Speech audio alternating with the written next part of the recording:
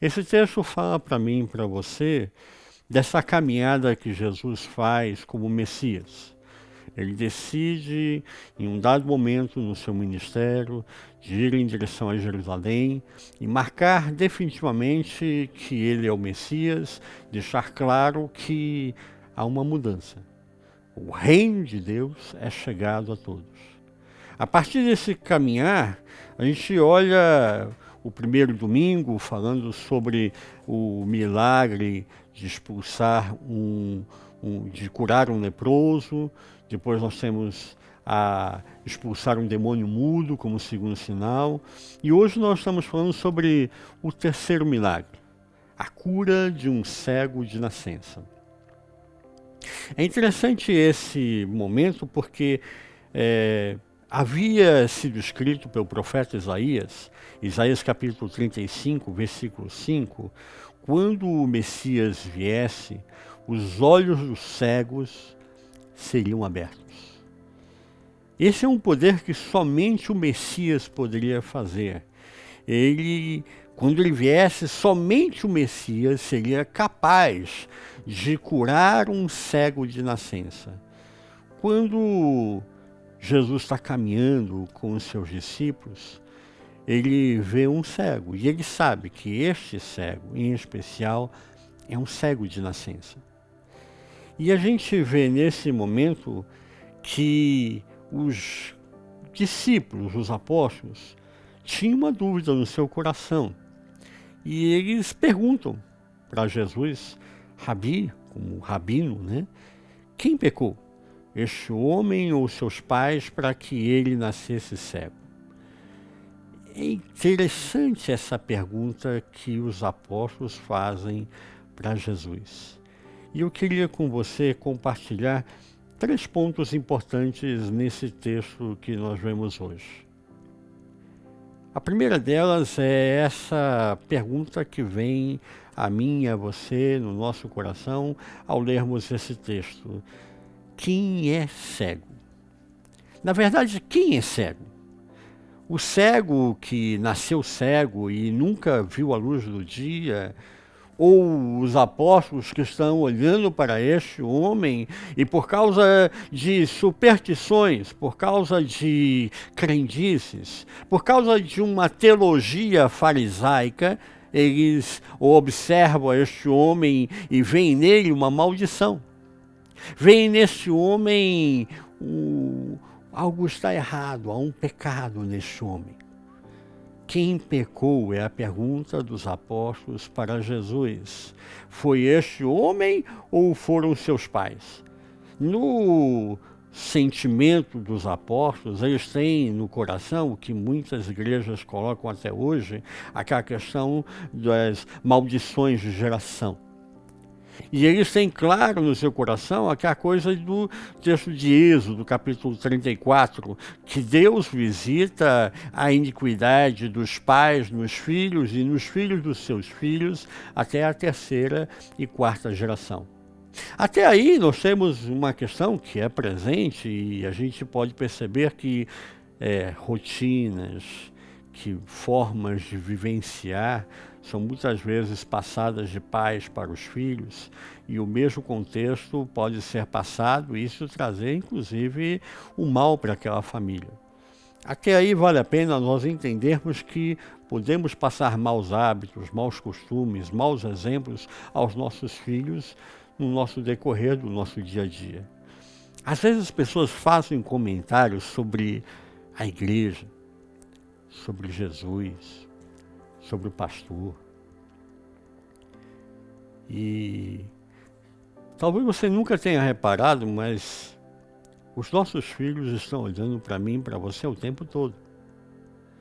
E às vezes no trajeto da igreja até chegar em casa, nós começamos a conversar no carro e trazer algumas ideias, algumas visões, e fazemos às vezes críticas ao pastor e esquecemos que quem está sentado no banco de trás são os nossos filhos. E eles fazem a separação de quem é o meu pai e a minha mãe, o que eles fizeram na igreja, no templo, e o que eles estão fazendo no carro, o que eles vão fazer em casa. Mas esse texto não está trabalhando apenas essa questão do texto de Êxodo, capítulo 34. Esse texto vem falar sobre algo ainda mais complicado de entender. Porque eles fazem a pergunta: quem pecou? Este homem ou seus pais para que nascesse cego? Este homem? Como poderia este homem ter pecado e nascido cego? Nós estamos dizendo então que há uma possibilidade da pessoa pecar ainda no ventre, antes de nascer? E é essa a ação que Jesus vem trabalhar nesse texto e nesse momento. Muita crendice, muita superstição. Ele está dizendo nesse texto aquilo que havia na mente dos fariseus, aquilo que havia no dia a dia e era passado na doutrina dos fariseus, na teologia que era pregada diariamente no templo, na igreja. E era possível alguém ter pecado no ventre da mãe, e por isso ter um defeito físico, por isso nascer cego, por isso estar sob, de alguma forma, algum peso. E esse texto vem trabalhar esse ponto. Eles tinham no coração deles aquilo que era veiculado comumente como algumas ações ainda no ventre da mãe, no útero da mãe. A criança poderia ter inclinações para o mal ou para o bem. E eles usam como referência a Jacó e Esaú, que lutaram no ventre da mãe para ver quem era o primogênito. E dessa forma eles estão dizendo então que o feto ele poderia ter uma animosidade, uma raiva, uma ação incorreta, e isso poderia gerar então o pecado. E por causa desse pecado, nascer com um defeito físico. Jesus vem romper com tudo isso e lhe deixa claro: nem este homem, nem os seus pais pecaram, disse Jesus. Mas isso aconteceu para que a obra de Deus seja exibida na sua vida. Em outras palavras, Jesus está dizendo: não creia nesse tipo de teologia barata. Não creia em algumas ações humanas, palavras humanas, que vêm julgar o pecado e colocar ainda mais peso, mais culpa na vida da pessoa. Não é a pessoa ter nascido com um defeito, ter nascido com um mal, com uma lesão. Isso não é resultado do pecado no ventre da mãe. É para que a gente entenda que existem coisas que nem eu, nem você sabemos. E nós temos que, nesses propósitos, nessa caminhada nós temos que entender que Deus tem algo além para mim, para você, para que nós tenhamos uma visão mais além daquilo que é colocado somente diante de nós. Às vezes as pessoas querem dar respostas, explicar coisas que não está claro, e por isso trazem falsos ensinos. Mas uma segunda coisa que eu queria trabalhar com você nesse texto é que Jesus faz todo esse processo, chama o cego, cospe no chão, faz um lodo com o barro, passa o barro, o lodo, nos olhos do cego e manda que ele fosse para o tanque de Siloé, a piscina de Siloé, ser lavado. Siloé em hebraico significa enviado. E então ele envia o cego de nascença para esse lugar. Por que ele envia o cego de nascença para o tanque de Siloé? Jesus já havia realizado 2 sinais dizendo que ele é o Messias. E ele agora realiza um terceiro sinal. Só o Messias poderia curar um cego de nascença. Os rabinos, os doutores da lei explicavam que uma pessoa cheia do Espírito Santo, ela poderia orar por uma pessoa cega. Mas um cego de nascença, isso era um sinal que só o Messias poderia realizar. E ele envia este homem para o tanque de Siloé para se lavar. Nós sabemos, eu e você, que Jesus poderia ter estalado os dedos e dito, está curado, e ele passasse a enxergar. Em outros momentos, ele não precisou se utilizar dessa sistemática, passar lama nos olhos da pessoa. Até hoje, pensando, a gente pensaria, isso não é muito higiênico, né? Tempos de coronavírus, alguém diria, nossa, isso até é reprimente, né? Deveria repreender esse tipo de ação. Mas ele tinha um propósito ao enviar o cego para o tanque de Siloé. Primeiro que, para chegar no tanque de Siloé, ele ia custar ao cego. Esse momento, Jesus e o cego estão provavelmente na parte alta da cidade de Jerusalém. E o tanque de Siloé, ele ficava na parte baixa. Ele deveria descer uma colina inclinada até chegar ao tanque de Siloé. Isso iria requerer do cego um trajeto, um cuidado e realmente fé para ir até o tanque de Siloé se lavar. Mas por que o tanque de Siloé? Porque o tanque de Siloé, nós estamos vivendo um momento do milagre messiânico, que é a participação intensa das festas judaicas, e esse é o momento em que se preparava para a festa dos tabernáculos. Na festa dos tabernáculos, em especial, havia um ritual do derramamento de água no jarro de água, nas taças, né? E essa água era retirada do tanque de Siloé. A água era derramada numa bacia de bronze com jarros de água, e havia todo um processo ritualístico ali, né, de declarar sobre uma nova situação, um novo momento. E isso trazia grande alegria, era um momento esperado, havia muita gente assistindo. E aqui, então, quando o cego vai em direção ao tanque de Siloé, ele encontra nesse local, no tanque de Siloé, uma grande multidão, um grande número de pessoas. E quem estavam lá no tanque de Siloé? Os sacerdotes. Os sacerdotes retirando a água para fazer esse ritual, como eu falei.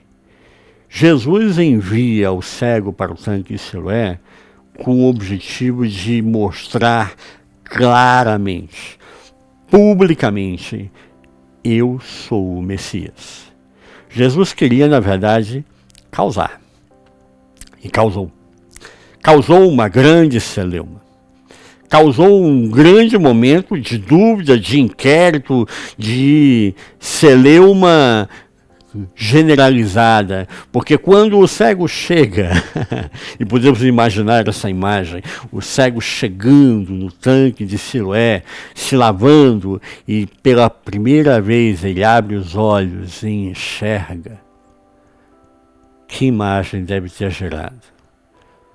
O texto diz que havia um grande número de pessoas presentes. E nesse momento eles começam a perguntar, não é este o cego, o homem que costumava sentar-se e implorar? Ele não era cego? Como ele agora está vendo? E aqui nós temos o terceiro ponto. Foi obrigado a se abrir o inquérito. Os sacerdotes agora não têm outra saída a não ser abrir o inquérito para entender o que está acontecendo. A celeuma está provocada. Há uma grande comoção popular. As pessoas estão se perguntando, Esse não era o homem que nasceu cego? Esse não é o homem que a gente conhece? E como ele está enxergando? Alguns diziam, é ele, era ele. Outros diziam, não, mas bem que parece com ele, né? Será que é ele?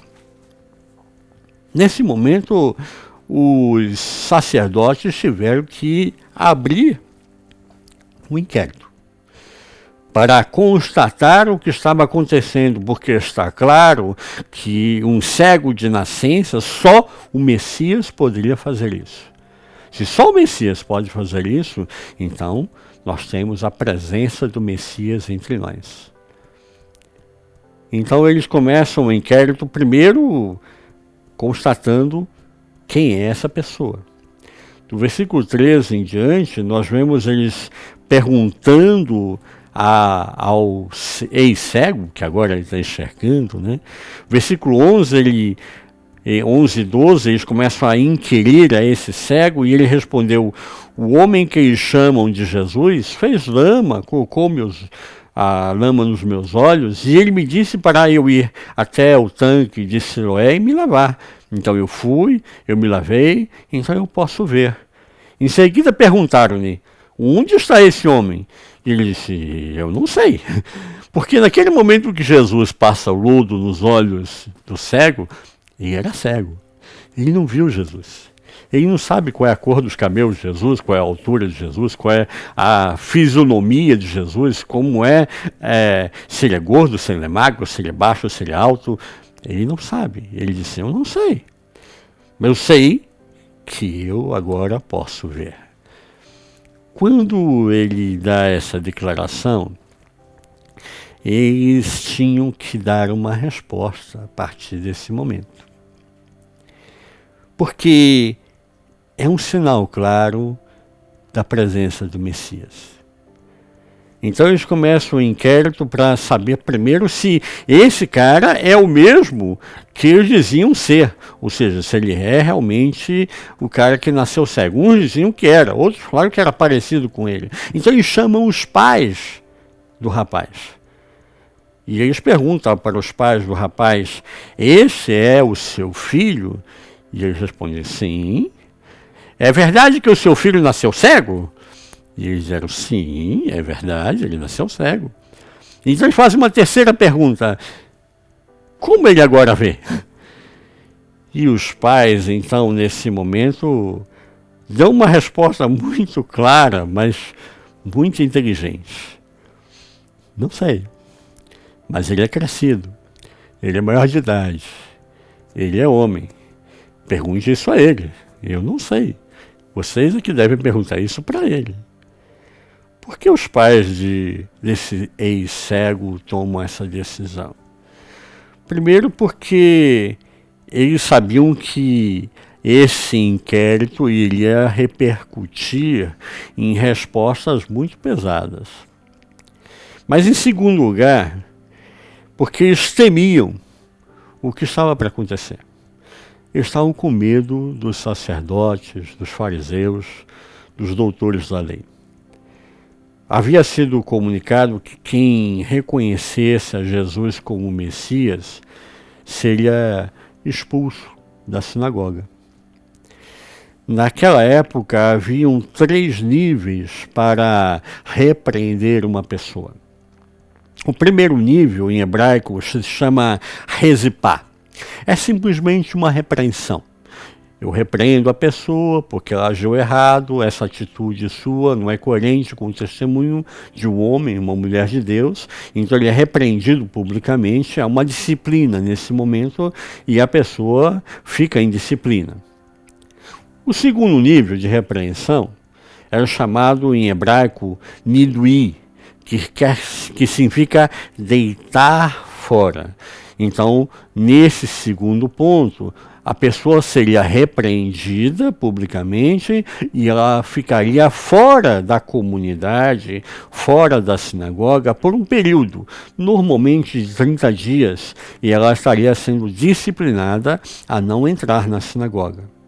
Mas o terceiro nível de excomunhão, é o nível mais denso, mais pesado. Em hebraico se chama sherem. Sherem em hebraico significa destruição. A partir daquele momento, a pessoa estaria excluída da comunidade. Nunca mais ela poderia voltar à sinagoga. Nunca mais ela poderia estar em comunhão com seus irmãos e com suas irmãs. Nunca mais essas pessoas poderiam fazer contato com essa pessoa, porque ela foi excomungada, foi retirada da comunidade, retirada da sinagoga e, nesse processo, retirado também de questões que poderiam ajudá-lo financeiramente, economicamente, espiritualmente, emocionalmente. Tudo isso ele passa a ser uma pessoa fora do contexto da sinagoga. O fato de que Jesus havia feito um milagre e os pais estarem sendo inquiridos pelos sacerdotes, pelos fariseus, pelos doutores da lei nesse momento, eles sabiam que se eles confessassem isso, provavelmente eles seriam excluídos da sinagoga, excluídos da comunhão. Então eles resolvem deixar a questão para o próprio filho. Ele é crescido, ele é maior de idade, pergunte isso para ele. Então os fariseus começam a ameaçar. E aqui nós vemos a atitude dos fariseus, a atitude do Sinédrio nesse momento, não é mais tentar validar e tornar o inquérito, o interrogatório, a constatação de que realmente ele era a mesma pessoa que estávamos falando, ele nasceu cego, sim, é verdade, e era cego de nascença, então logo ele recebeu um milagre messiânico, então nós temos claro que Jesus é o Messias. Mas eles não fazem isso. Eles começam a inquirir de novo o homem e numa atitude de tentar achar uma brecha, um erro, alguma coisa que pudesse assegurar a eles que esse não é um milagre messiânico. Nós estamos sendo enganados. Isso é um engano, é uma mentira, não é verdade. Quando eles começam a inquirir novamente o homem, nós vemos então a ilógica do homem. E aqui eu queria fazer um paralelo que muitas vezes as pessoas não conseguem olhar para o que está acontecendo na realidade sem antes acusar que é um pecado, é uma maldição. Eu tenho ouvido pastores falar que nós estamos entrando num tempo apocalíptico e nós estamos vivendo essa pandemia, mas isso é resultado do pecado de pessoas, do pecado de uma multidão. E às vezes eles fazem referências a eventos, a situações que estão acontecendo num contexto isolado, referindo-se a questões dos homossexuais, referindo-se a um contexto histórico que aconteceu numa cidade, num momento da história, e esquecem que isso estaria afetando o mundo inteiro por causa do erro, do caminho que a pessoa tomou. Jesus iria condenar toda a humanidade? Não, não é isso. E aí nós vemos que nessa ilógica dos fariseus, existem hoje muitos fariseus agindo com a mesma falta de lógica, a mesma incoerência. Os fariseus começam a questionar o ex-cego, tentando achar uma culpa, um pecado, um erro, para que comprovasse e assegurasse a eles mesmos que eles estão certos e que o resto todo está errado. O homem que tinha sido curado, ele foi capaz de se manter calmo. É interessante que ele responde para os fariseus o que aconteceu e ele diz todo o relato do que aconteceu. Então os fariseus querem que ele diga que este homem, Jesus, que fez o milagre, é um pecador. Diga que ele é um pecador, para então assegurar a eles e guardar eles de que eles estão sempre certos. Mas o homem calmamente diz, se ele é pecador ou não, Eu não sei. Mas uma coisa eu sei. Eu estava cego e agora eu vejo. Com essa afirmação do ex-cego, porque ele agora não é mais cego, e eu quero lembrar que ele não é mais cego nem fisicamente, nem espiritualmente, e nem emocionalmente. Ele está vendo o que está acontecendo e que eles estão tentando usá-lo como bode expiatório para atingir a Jesus. Mas essa afirmação vai colocar os fariseus, os doutores da lei, em xeque. Eu fui um homem que nasceu cego, mas não sou mais cego.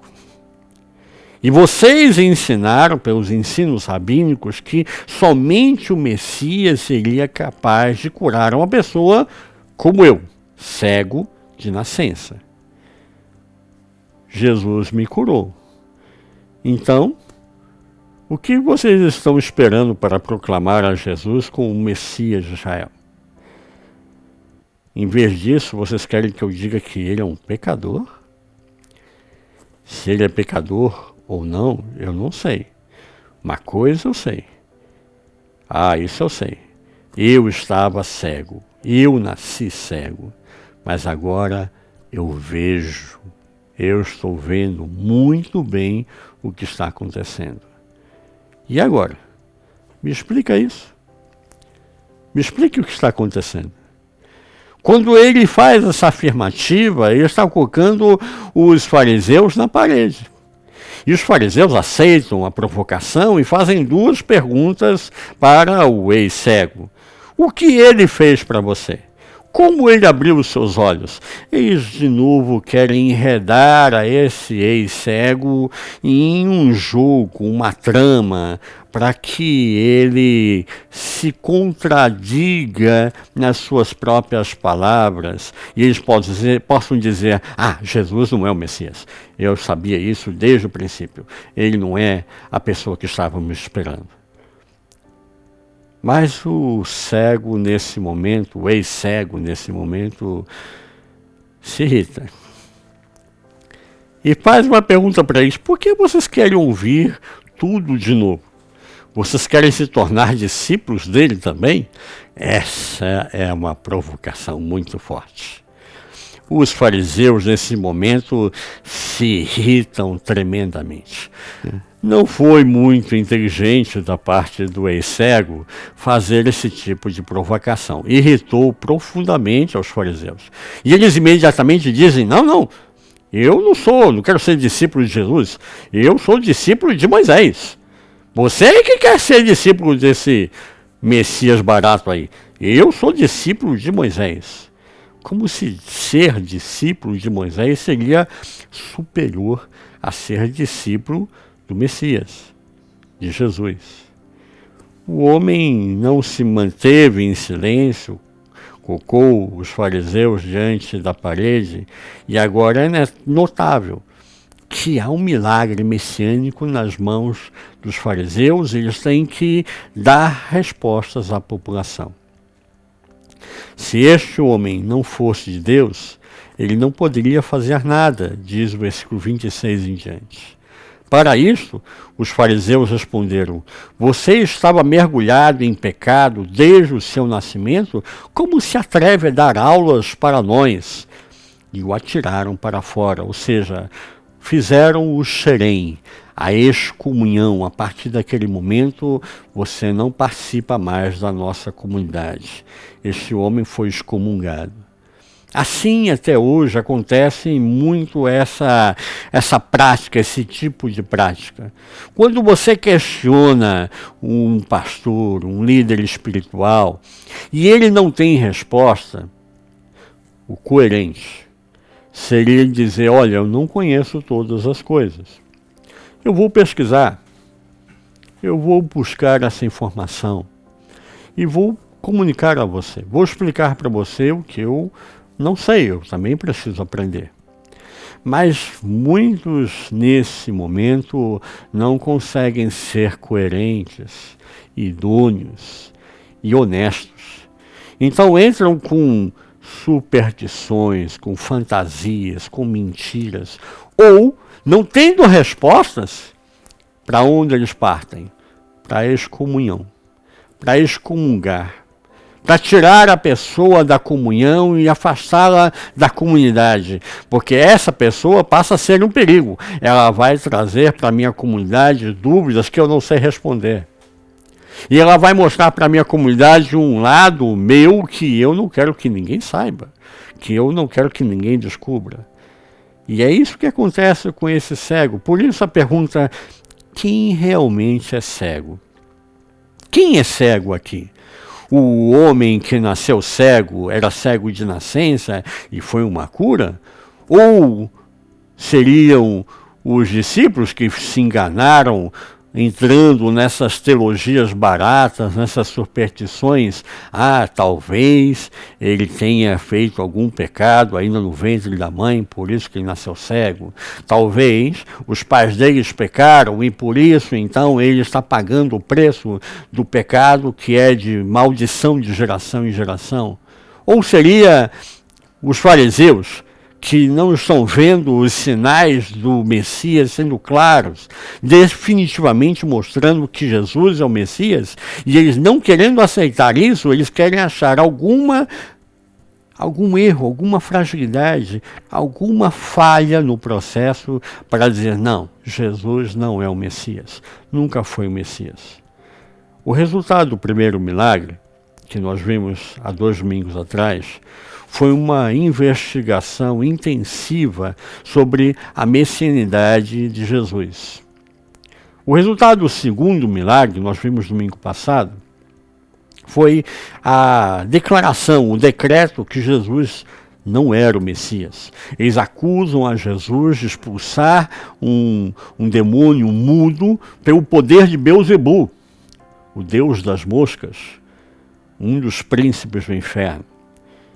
E agora o terceiro resultado desse terceiro milagre, a cura de um cego de nascença, eles não querem acreditar que Jesus possa ser o Messias. E a única forma deles eliminarem isso é eliminar a pessoa, excomungar a pessoa.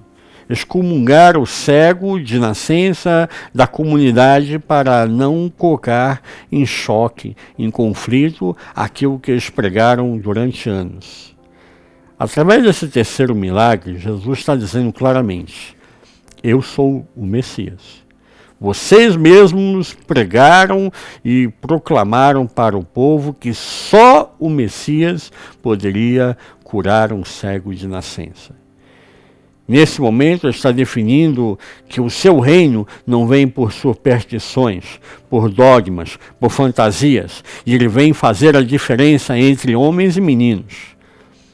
Agora é a hora de separar o bom pastor dos maus pastores, o bom sacerdote dos maus sacerdotes. Separar lobos de ovelhas. O Sinédrio não reconheceu que Jesus era o Messias. Por quê? Porque eles iriam perder muito. Iriam perder seu status, iriam perder o seu poder, iriam perder o dinheiro que essas pessoas traziam ao templo. Isso mantinha eles, e eles não querem perder esse processo econômico. Há muita gente hoje querendo manter a sua igreja para benefício próprio, para manter o seu status de apóstolo, bispo, vice-deus. Tem gente obrigando as suas ovelhas a contribuir nesse momento de dor, ao invés de se aproximar delas, orar por elas, abençoar elas. Nós estamos separados geograficamente, mas não estamos separados em Cristo Jesus. Aquilo que eu falei no início, esse processo virtual que nós estamos tendo não significa que nós estamos separados. Pelo contrário, nesse período nós estejamos mais próximos e mais fortalecidos no Senhor. É momento de estarmos juntos no lugar de oração, estarmos juntos no lugar de adoração, no lugar de louvor a Deus. E esse é o momento de nós estarmos juntos como o corpo de Cristo Jesus. Mas lembre-se, infelizmente, tem muita gente hoje agindo como esses fariseus agiram nesse momento. A palavra de Deus diz em 2 Coríntios, capítulo 9, versículo 7, que Deus ama aquele que dá com alegria, com generosidade, com amor, com carinho, com vontade, não por obrigação. Você não é obrigado a nada. Eu falo todas as vezes isso nos nossos cultos, e a gente até brinca, na nossa igreja ninguém é obrigado a nada. Jesus continua convidando a mim e a você para darmos bom testemunho e testemunharmos do poder de Deus, testemunharmos da sua graça e do seu amor. E esse é o momento de nós fazermos essa separação. Deus não está longe de mim e de você. Deus não está afastado de nós. Eu tenho certeza que nesse momento de luta, de dor pelo qual nós estamos passando, Jesus está conosco. Ele é o Emanuel, Deus conosco, Deus presente. E Ele é fiel para completar a boa obra que começou na minha e na sua vida. Eu quero ter um momento de oração com você. Quero orar com você para estarmos juntos nesse lugar de adoração, nesse lugar de comunhão, nesse lugar de restauração. Eu quero orar pela sua vida, para que você, como pai, como mãe, como avô, como avó, como filho, como filha, como homem de Deus, como mulher de Deus, possa gerar bons frutos, possa dar bom testemunho, possa declarar a glória de Deus e não cair em armadilhas, em falsidades, em superstições, em enganos dos homens, querendo o benefício próprio. Mas eu quero orar também pela sua casa, pela sua família, para que na sua casa não venha a violência doméstica, o desentendimento, o rancor, a mágoa, a tristeza, mas a alegria do Senhor seja a nossa força. Que a alegria do Senhor preencha a mim e a você nesse contexto difícil que estamos passando. E nós não sabemos quanto tempo ainda permaneceremos nesse contexto. Talvez esteja para acabar. Mas e se não acabar logo? E se nós tivermos que permanecer assim por mais um mês ou mais? Eu queria chamar a sua atenção para nós crescermos e tornarmos esse tempo um tempo de qualidade. Orarmos para que Deus esteja trabalhando em mim e em você, para nós passarmos a ver, a enxergar coisas que nós não víamos antes, porque estávamos sendo enganados, porque estávamos sendo roubados, porque estávamos sendo, de alguma forma, imposto sobre mim, sobre você, uma ideia, uma filosofia, uma teologia, uma superstição. E é nesse ponto que eu quero orar com você. Jesus toma essa atitude de enviar o cego até o tanque de Siloé, porque ele queria deixar claro, transparente: eu sou o Messias e esse é um novo tempo. Nós vamos passar por isso. E esse é o tempo de incubação de um novo momento em Cristo Jesus. Como igreja do Senhor, eu e você vamos prosperar e vamos ser mais do que vencedores para o louvor da sua glória. Feche os seus olhos, quero ter um momento de oração com você. Pai, eu quero te pedir agora, Deus, que a tua graça, a tua presença, a tua unção esteja nesse momento sobre a vida dessa pessoa que nos ouve. Toca, Pai, toca o seu coração. Toca agora, ó Deus, o seu interior, ó Pai.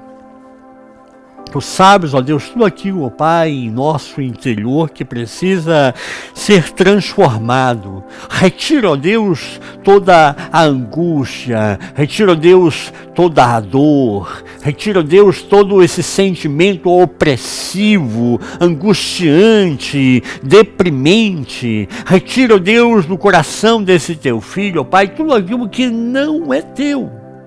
Todo sentimento que não provém do teu altar, de ti, para cada um de nós, nós repreendemos agora isso em nome do Senhor Jesus. E eu abençoo a esse teu filho, abençoa essa tua filha, com toda sorte de bênçãos celestiais em Cristo Jesus. Que a tua bênção, ó Pai, venha sobre a sua casa, sobre a sua família, sobre a sua vida, para restaurar, para curar, para abrir-lhe os olhos, para que ele passe a enxergar coisas que outrora ele não enxergava, para que ele tenha uma nova visão como homem, como mulher de Deus, para que ele tenha uma nova experiência, não mais pautada em superstições, não mais pautada em crendices, não mais pautada em palavras de homens, mas ele tem uma nova espiritualidade, uma espiritualidade com sabor, com calor, com cheiro, com visão, com clareza, com transparência, e tudo isso, ó Deus, possa gerar nessa casa, gerar nessa família, uma restauração de visão. Cura, Pai, cura a tua igreja. Restaura, ó Deus, aos teus filhos e filhas, para que não mais sejam enganados com esse tipo de atitude de lobos travestidos de pastores. Cura, ó Pai, aqueles que precisam ser restaurados, a ação dos pais que receberam, a forma de reagir diante das situações de crise. Cura também, ó Pai, para quem tem uma nova atitude a partir de hoje, para que como homem e mulher de Deus, ele possa olhar e ver e fazer a distinção. Meu pai talvez tomaria essa atitude errada, mas eu não vou fazer isso, eu vou fazer o que é o certo, eu vou ser coerente, eu vou ser equilibrado, eu vou demonstrar amor nas minhas palavras e nas minhas atitudes, eu vou demonstrar seriedade no compromisso com Deus, eu vou mostrar o meu testemunho que Deus mudou o meu coração. Muda, Senhor Deus. Muda, ó Deus, o coração do teu filho, da tua filha. Tira, ó Deus, o coração de pedra e põe um coração de carne. Enche com o teu Espírito Santo, ó Pai. Enche a essa pessoa nesse momento, que ela seja batizada com o teu Espírito Santo na sua casa. A sua família seja visitada esse dia, seja o dia da presença do Senhor no seu lar, e ali, ó Deus, haja uma transformação, haja cura, haja milagre, haja vida e vida em abundância. Abençoa, Pai, a tua igreja, abençoa a todos nós, ó Pai, de uma forma sobrenatural em Cristo Jesus. Nós oramos, ó Deus, pelas famílias que estão passando por esse momento de dor, por essa pandemia. Aqueles que estão enfermos, aqueles que perderam os seus familiares, que morreram e sentem o peso do luto, da dor. Pessoas estão morrendo sozinhas, sem amparo da família, sem condições de respirar. Cuida, ó Deus, dos teus filhos, ó Pai. Nós clamamos para que essa pandemia cesse. Nós clamamos para que esse mover que nós dizemos nesse momento não é de Deus, caia por terra em nome do Senhor Jesus. Restaura as famílias, restaura os lares, restaura a tua igreja, Senhor Deus. Põe a tua mão sobre a vida dos teus filhos e filhas espalhados por todo o mundo e abençoa, Pai. Que este momento seja o momento em que a tua igreja testemunhará do amor de Deus, da solidariedade, do amor ao próximo, do carinho e da compreensão para com a limitação do próximo. E haverá vida, vida nas palavras, vida nas ações, vida e vida em abundância. Abençoa, Pai, a todos nós te pedimos e te agradecemos. Amém. Amém. Que Deus esteja abençoando a você essa semana, que você esteja sendo suprido e fortalecido na palavra do Senhor. Que o Senhor resplandeça sobre você o seu rosto, te dê a paz, não a paz circunstancial, não uma paz aparente e superficial, mas a paz de Deus, a paz que excede todo entendimento e compreensão, seja sobre a sua vida, sobre a sua casa.